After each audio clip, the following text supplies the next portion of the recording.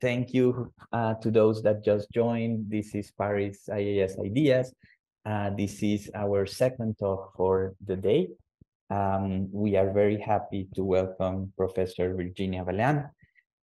She's a distinguished professor of psychology at Hunter College and the City University of New York, and distinguished professor in the CUNY Graduate Center Doctoral Program of Psychology, Linguistics, and Speech Language Hearing Sciences.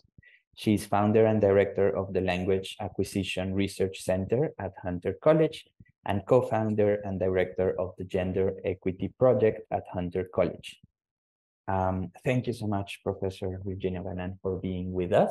And we will try to maintain a format like before, around 20 minutes of talk, and then we'll open the floor for questions, which you can do in the chat or directly. Thank you so much for being with us. Thank you. It's a pleasure to be here. I thought I would, so these are, as you've already gotten some idea of, the different places that I'm at, and I'll show you in a moment the building that I work in, which is a faux Gothic building in New York on Lexington Avenue. And it's right in the middle of the Upper East Side of New York. And it's very close to the CUNY Graduate Center. So come visit me, which I hope you will do. You will be able, so right there, that's where the Language Acquisition Research Center is, one of the few air conditioners that actually works. And you can take the subway between the Graduate Center, which is down at 34th Street, and my office and lab, which are on 68th Street.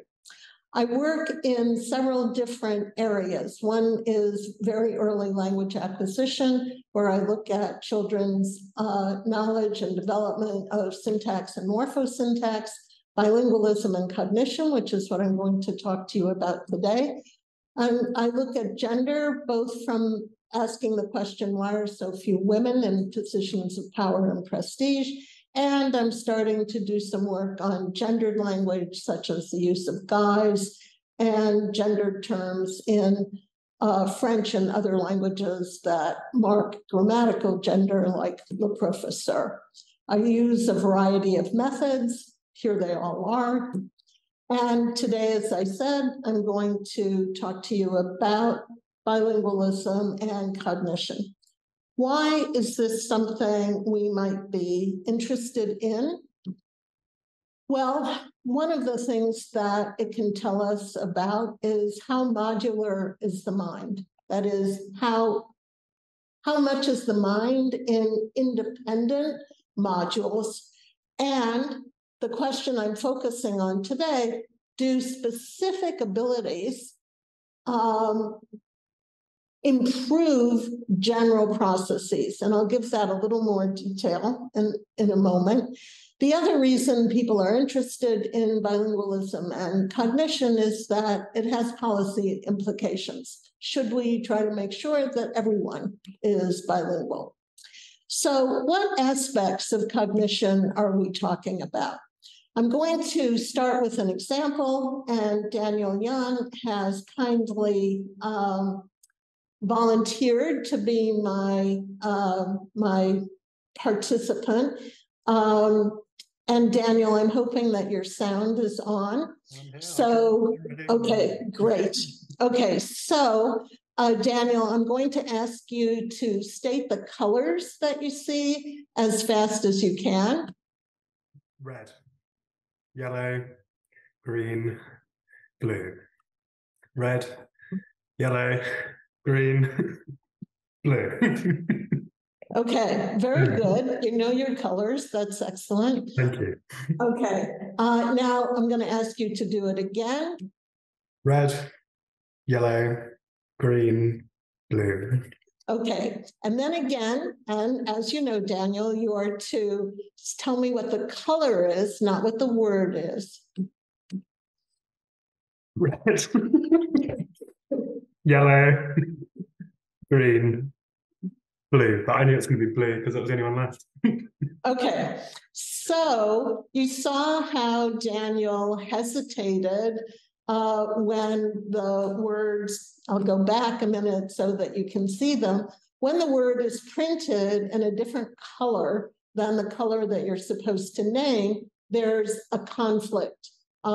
You've got two processes going simultaneously, and reading is so paramount and fast that it comes before the color does, and you have to inhibit that.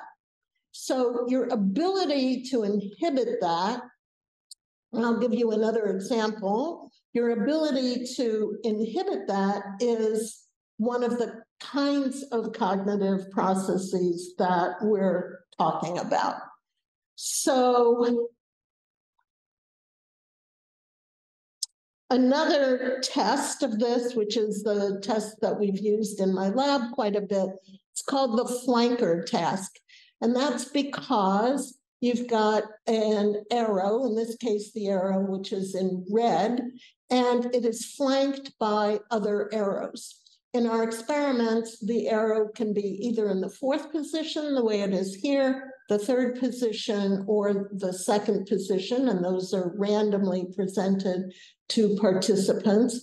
And the flanking arrows can either be in the same direction as the arrow, the direction of which you have to indicate on your keyboard, and that's what we call congruent cases. Those are the top cases. Or the arrow can be in the opposite direction to the flanking arrows as it is in the bottom. So in each case, your task as a participant is to press one or another key that will tell you, that will tell us whether the arrow is pointing to the left or the arrow is pointing to the right. In the same way, or I should say a similar way, that the Stroop involves competition, here too you have competition that you have to manage in some way. It's much harder, it takes you longer to indicate the direction of the arrow when the flanking arrows are in the other direction than when they're in the same direction. So what makes all of that possible is part of a bundle of cognitive processes that we call executive functions. So they regulate, they control, they coordinate, and they manage thought and action. And here are some of the different kinds of higher mental processes that people put under the umbrella of executive functions. So they're sometimes also called executive control, attentional control, conflict resolution. They help us inhibit competing or irrelevant information. They help us plan. They help us update information. So as you're listening to me, you have to keep updating what I'm saying so that you can build a picture, an overall picture, conception of what I'm saying. They help us keep needed information in working memory, and I specify needed because sometimes we have to let go of information, and they help us switch attention among tasks as we need to. So what is the relation between bilingualism and cognition? I wrote a keynote article for the journal Bilingualism, Language, and Cognition, in which I tried to evaluate the data that had accumulated as of that time, whether bilingualism was a benefit to cognition, as a number of laboratories had suggested was the case.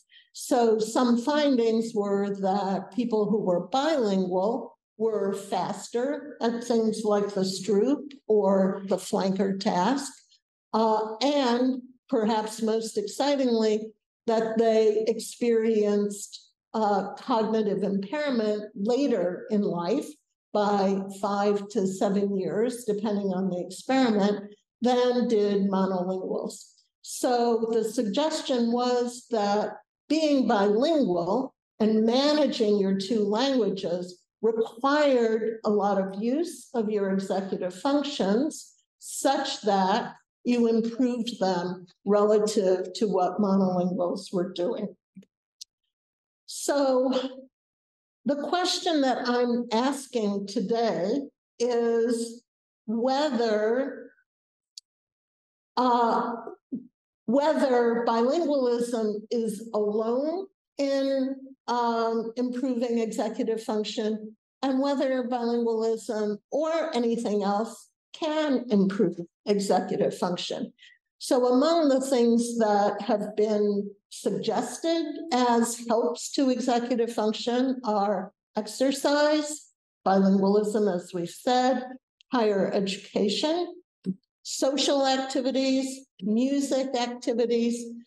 There have been a lot of experiments looking at all of these, and in general, but never always, these things both help retard cognitive decline in old age, and they seem to be linked to better performance on executive function tasks. In general, or often, or sometimes, certainly not always. So the alternative that I'm going to consider today is that nothing helps executive function in adulthood. And that's what I'm going to be working on while I'm here.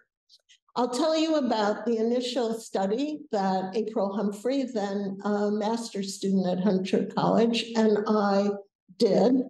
And when you start doing these experiments, you realize there are a lot of things that you have to define. So first, you have to define the difference between bilingualism and monolingualism. So what does it mean to be bilingual? The other day at lunch, one of the clearly bilingual people at the table said that he wasn't bilingual. And what he seemed to mean by that was that he didn't grow up speaking English. So English was somewhat late acquired, and even though he was extremely fluent, he didn't consider himself bilingual.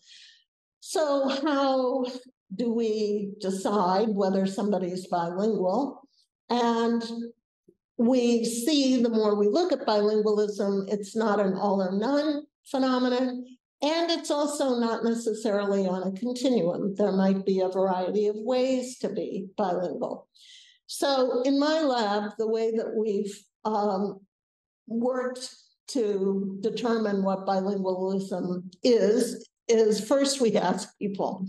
So we ask people to self-assess for each language how proficient they are on a scale from 1 to 5. So they have no proficiency, they have very good proficiency, and we combine those scores. We ask them for childhood and we ask them for adulthood because people's extent of bilingualism can change. You can start out being proficient in one language and then end up being more proficient in another language, and we might want to capture that.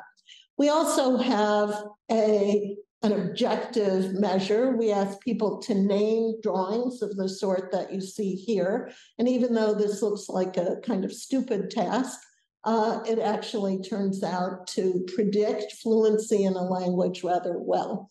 So a native English speaker, Daniel, I'm going to call on you again. What would you call this? A kettle? Yes, kettle or a tea kettle. Non-native speakers tend to call this a teapot or a lot of other things. Why should that make a difference? It does. So people have some practice items and then they get the real items. And that tends to correlate with how proficient people rate themselves as being. So in the experiment that I'm going to tell you about, we have a total of 208 undergraduates serving as participants. That may seem like a lot. It's not a lot once we start dividing them into different categories. Their mean age was 19 years. They're mostly women because One, there's students who are taking psychology, and that's mostly women, but also more women are undergraduates than are men. In our sample, only 20% were monolingual because Hunter College has a very diverse population. And you can see a third were immigrants. They were not born in the United States. I'm not going to walk you through this.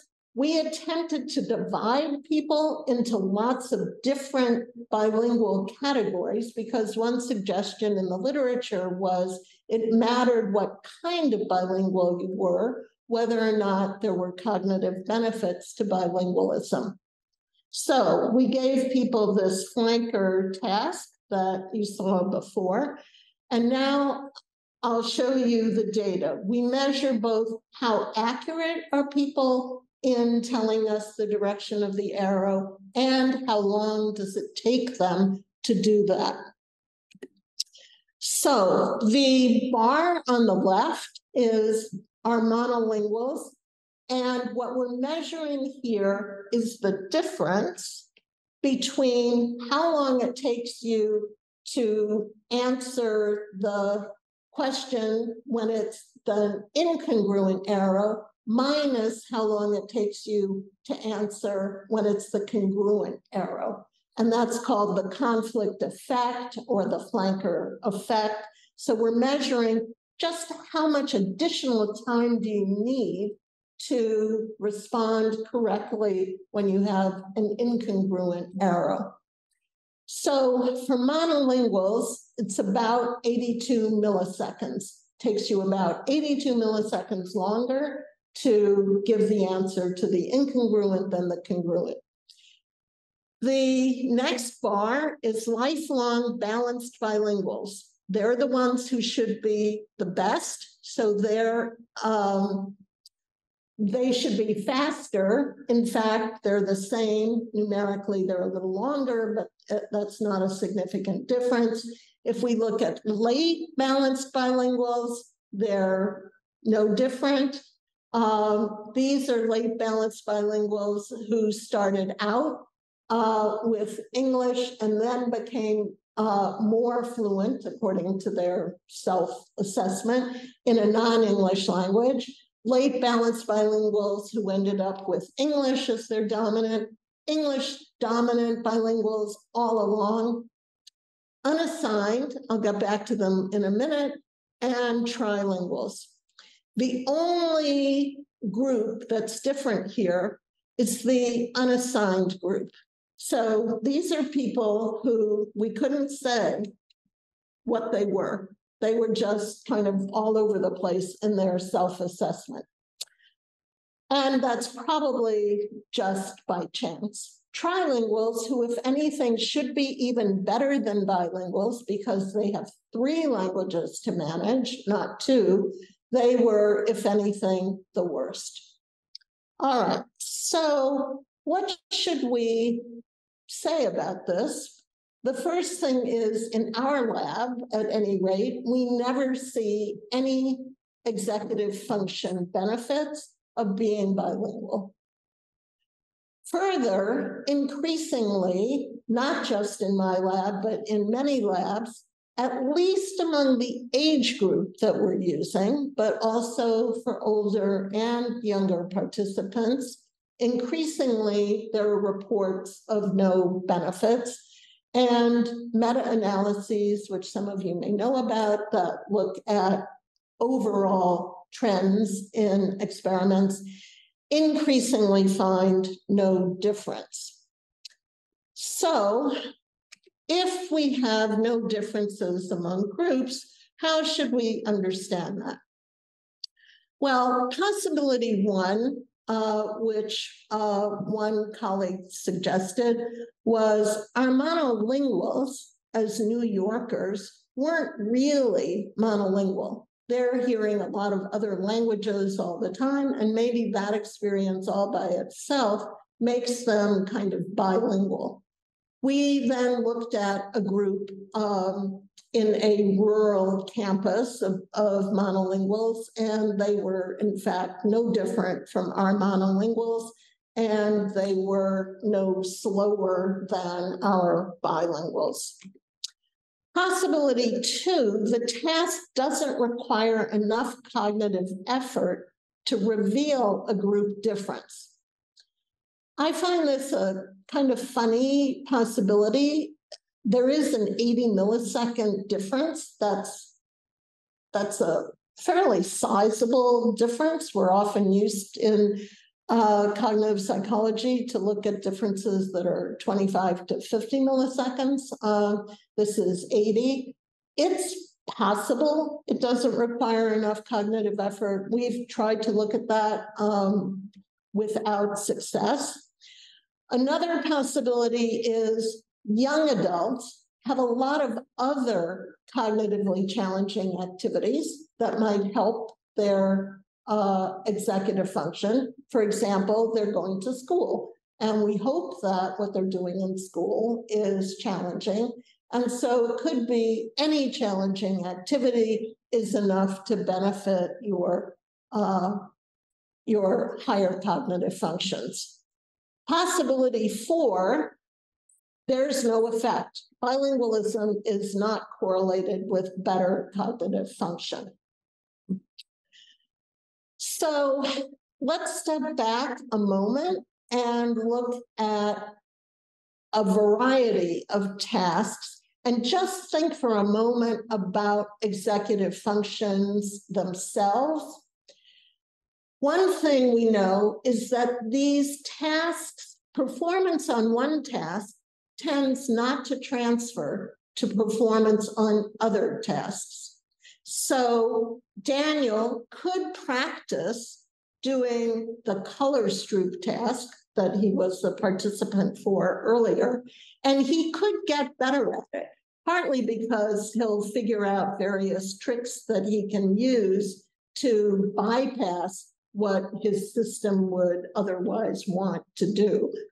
But there are other kinds of stroop tasks, and it won't transfer. His improvement on the color stroop won't transfer to other stroop tasks.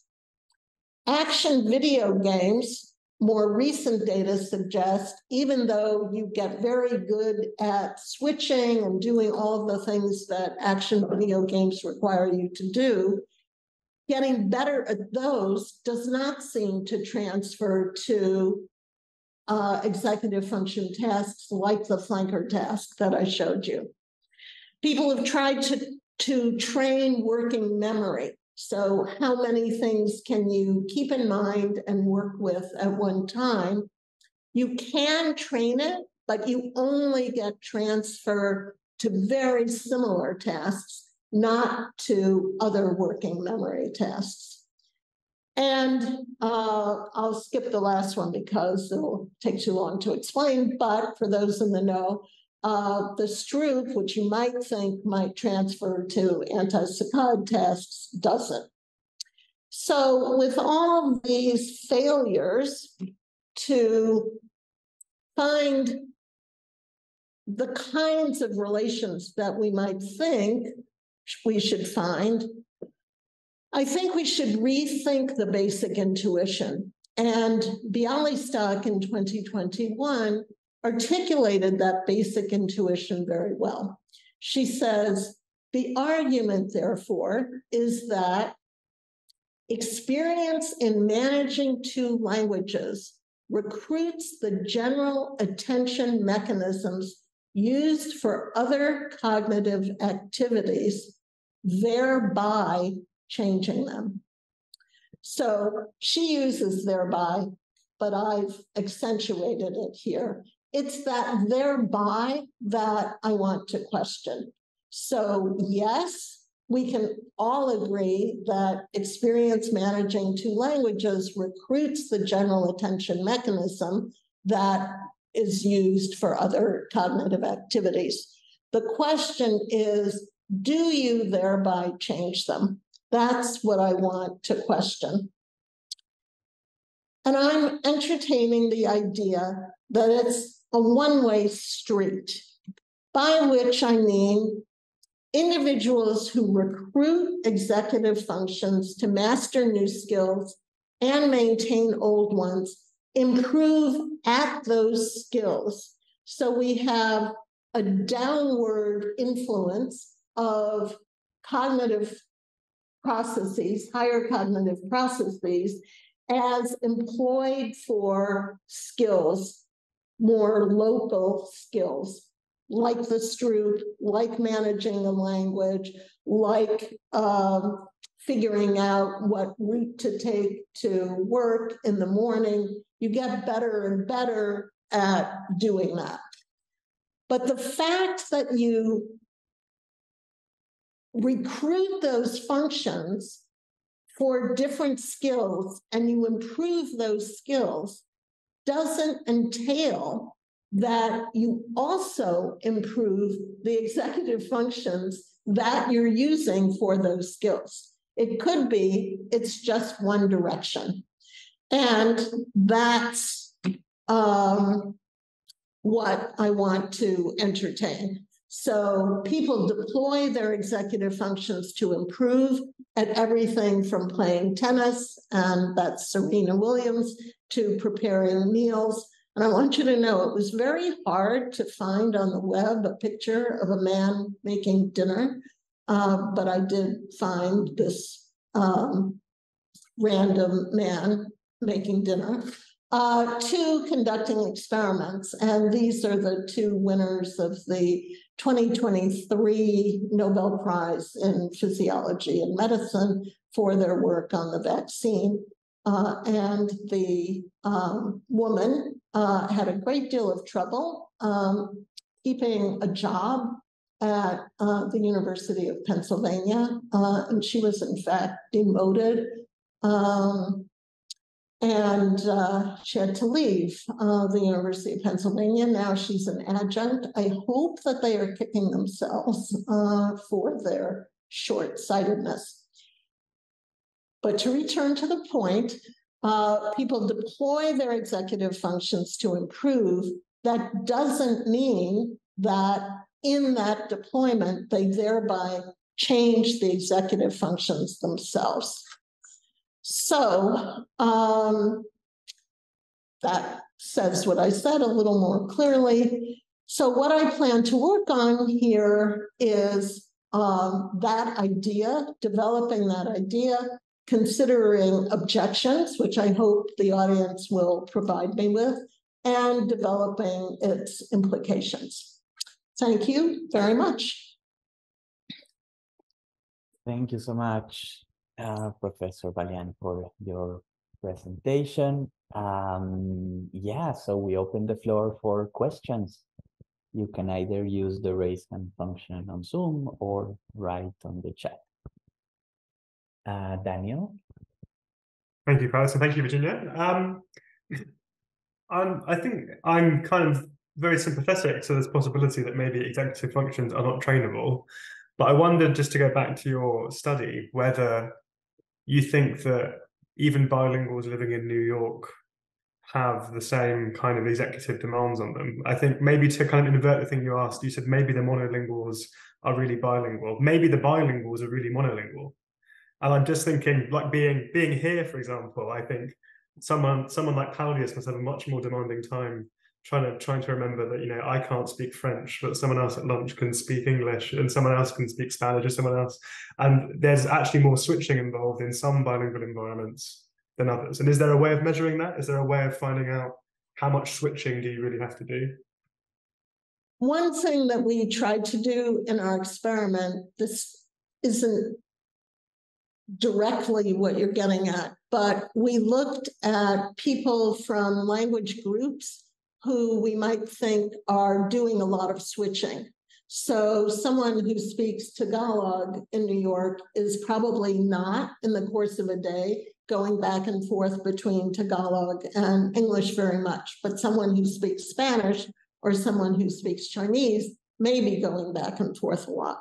So we looked separately at our bilinguals who we supposed were doing a lot of switching, and there were no differences between them and our monolinguals. However, in the Target article, where I was suggesting there probably was an effect of bilingualism. My argument was parity of reasoning.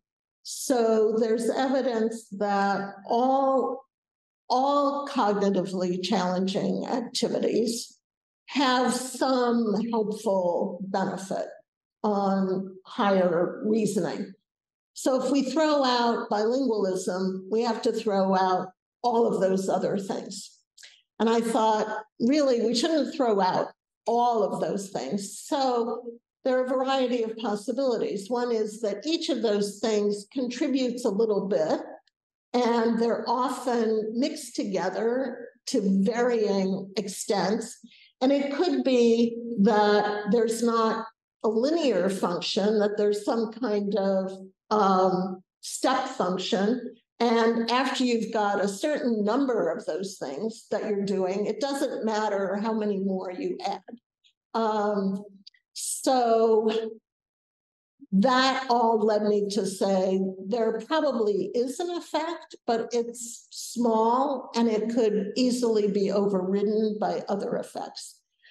But now, as I indicated, what I'm thinking is none of those effects are actually happening, not even education. So education might seem like the strongest of these, but when you look at prospective studies, so one way people establish this 5 to 9 year difference for becoming demented was by looking at referrals to memory clinics. So that's after the thing has happened.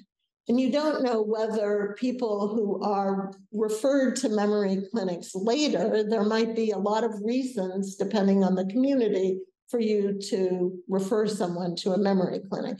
In a prospective study, you're looking at an entire community and you're measuring them at point A, and then you're measuring them again at point B to see how many of them have developed cognitive impairment. And a very large-scale study in New York of a Spanish-American community showed absolutely no benefits of being bilingual. And in general, the prospective studies show no difference, even no benefit of education, and the retrospective studies do show a benefit. So now I'm willing to question all of them and say, nothing really helps.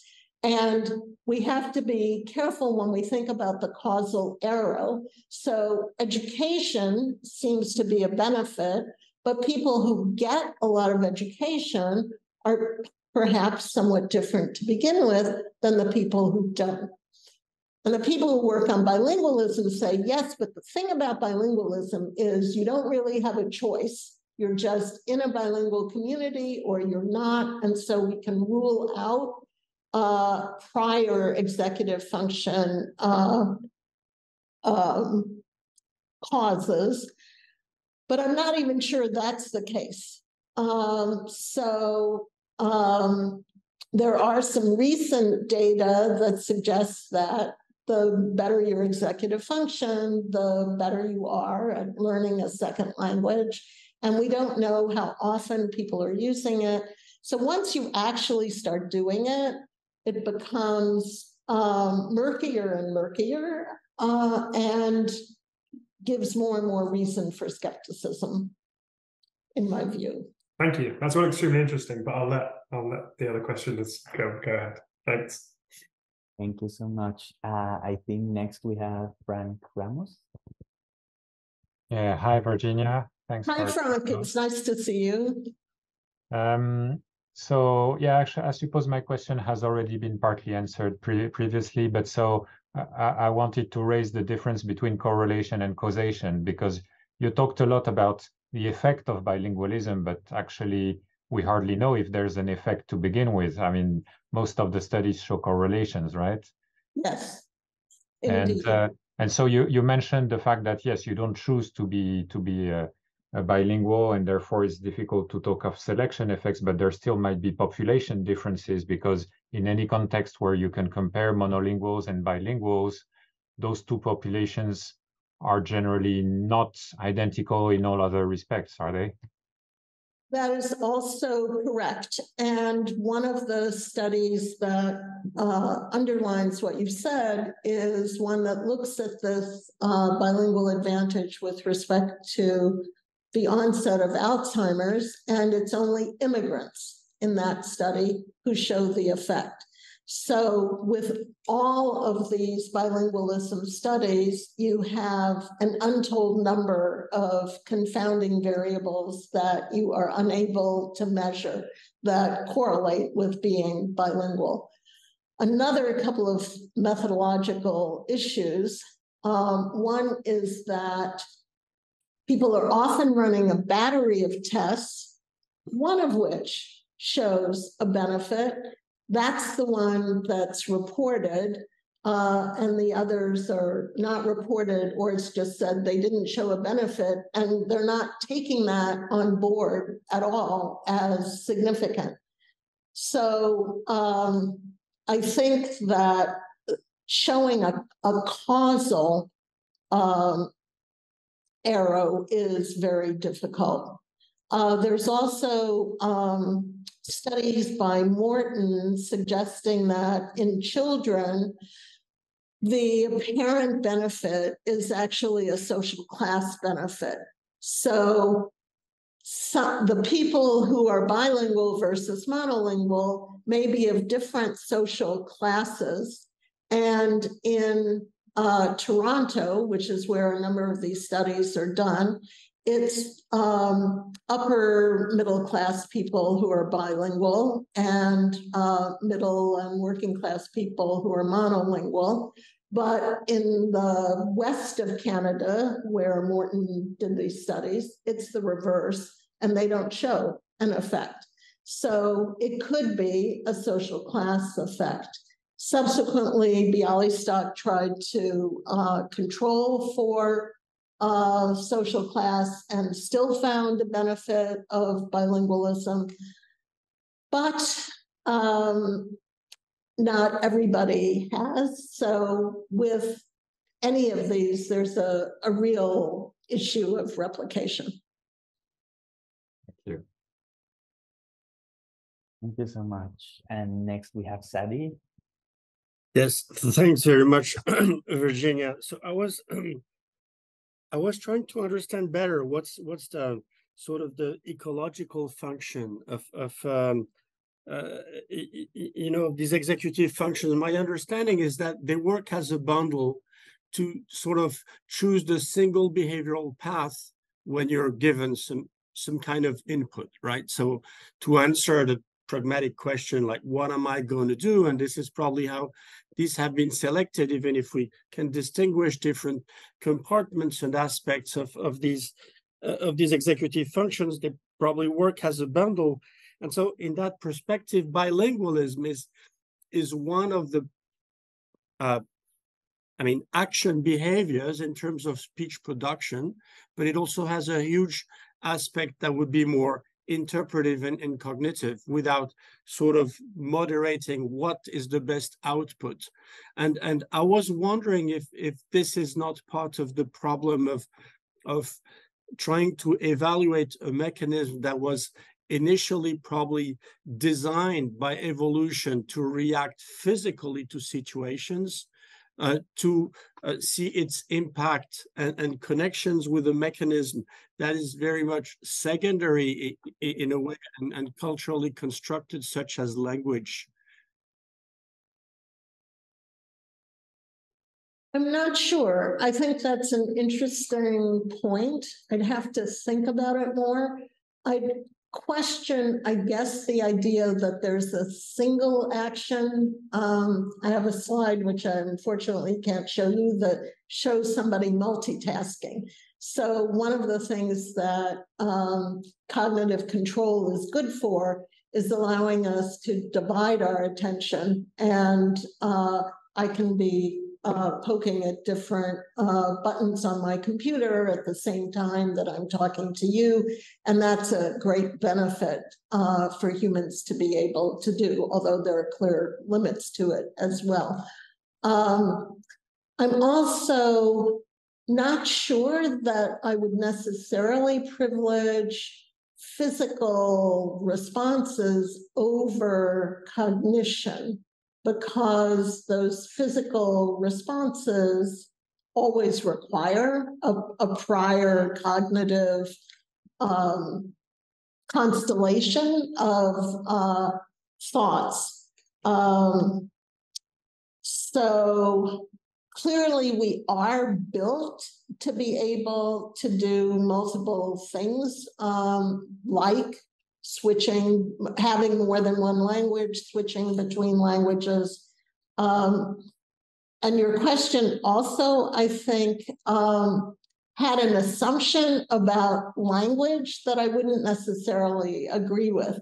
So I think of language as something more like the number system that people acquire selectively rather than create.